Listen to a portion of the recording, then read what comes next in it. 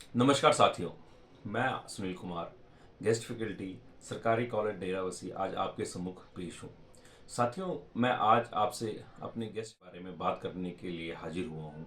मैं आज आपके साथ जो बात करूँगा मुख्यतः दो विषयों पर करूँगा। एक वो विषय है जो हम सबके दिल के बहुत करीब है, हम गेस्ट पंजाब के सरकारी कॉलेजों में जो हम स्ट्रगल कर रहे हैं। दूसरा कि हमें आगे की रणनीति क्या अपनानी चाहिए।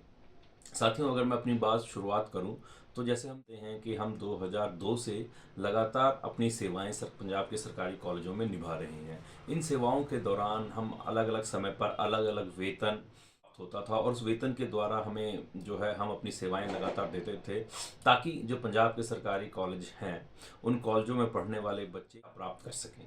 इसी के साथ साथ हम लगातार अलग अलग समय पर, चाहे 2011 का प्रोटेस्ट हो, 2019 का प्रोटेस्ट, अभी जो हम आज के समय जिस प्रोटेस्ट में हम भागीदारी कर रहे हैं, उस प्रोटेस्ट के द्वारा लगातार हम लामबंद हो। इन सभी प्रोटेस्टों के द्वारा, इन सभी विरोध प्रदर्शनों के द्वारा हम सभी ने कुछ ना कुछ समय समय पर अचीव किया है। लेकिन आज वो समय आ गया है जब हम अपनी पुरजोर एक संघर्ष खड़ा करें, जिस संघर्ष के द्वारा ताकि हम अपने जीवन को सुरक्षित कर सके, अपनी सेवाओं को सुरक्षित कर सके। मैं सरकार की गलत नीतियों के कारण हमारी जो जॉब है, हमारी जो नौकरी है, उसके ऊपर संकट बनकर आ गया है। लेकिन इसके साथ हमारी जिम्मेदारी बनती है कि संकट से एकजुट होकर हम चार उपचुनाव चल रहे हैं, 4 विधानसभा क्षेत्रों में, डेरा बाबा नानक, गिद्धड़बाहा, चब्बेवाल और बरनाला में, इसमें हम क्या भागीदारी ले सकते हैं। साथ ही है वो हमेशा लगातार बनी रहती है। एक पॉलिटिकल साइंस के छात्र होने के नाते मैं आपके साथ ये बात करना चाहता हूँ, ये अपने विचार आपके सम्मुख रखना चाहता हूं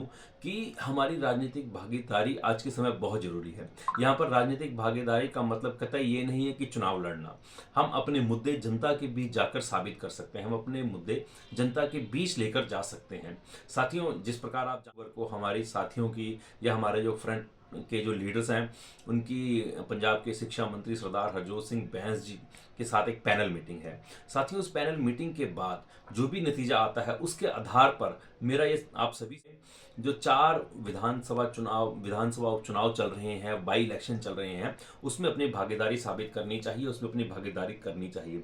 अगर सरकार द्वारा या शिक्षा मंत्री द्वारा, उच्च शिक्षा विभाग द्वारा हमारी बातें मान ली जाती हैं, हमारी मांगें मान ली जाती हैं, तब भी, और चाहे ना मानी जाए तब भी, दोनों ही कंडीशन में, दोनों ही सिचुएशन में हमें अपने कैंपेन लगातार उस विधानसभा विधान चाहिए।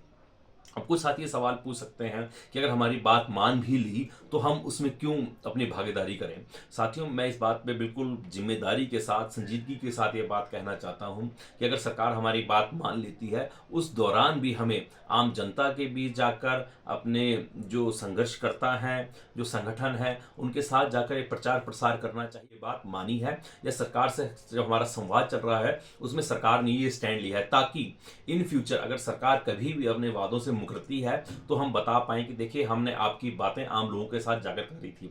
उसी प्रकार जो दूसरी बात है कि अगर सरकार से हमारी बातचीत नहीं चल पाती है, या हमारा जो संवाद चल रहा है, हमारी मीटिंग चल रही है, वो एक कोई रिजल्ट पर नहीं निकल कर आती है, तो उस कंडीशन में भी हमें जाकर जो है इन 3 विधानसभा उपचुनावों में अपनी भागीदारी करनी चाहिए और सरकार के खिलाफ डटकर कैंपेन करना चाहिए। कार्य करने की क्षमता इस प्रकार की है, हमारे कॉन्टैक्ट्स इस प्रकार के हैं, हमारे कैंपेन मैनेजमेंट इस प्रकार का हो सकता है कि हम सरकार कर सकते हैं या लोगों को बता भी सकते हैं कि सरकार की क्या सच्चाई है। तो इसलिए साथियों, इन्हीं बात पर मैं आप लोगों का धन्यवाद करता हूं और आपसे उम्मीद करता हूं कि आप साझा करेंगे, इस विचारों पे अपने विचार व्यक्त करेंगे और मुझे अपने विचार देंगे कि हम ये किस प्रकार इस चीज़ को कर सकते हैं। धन्यवाद।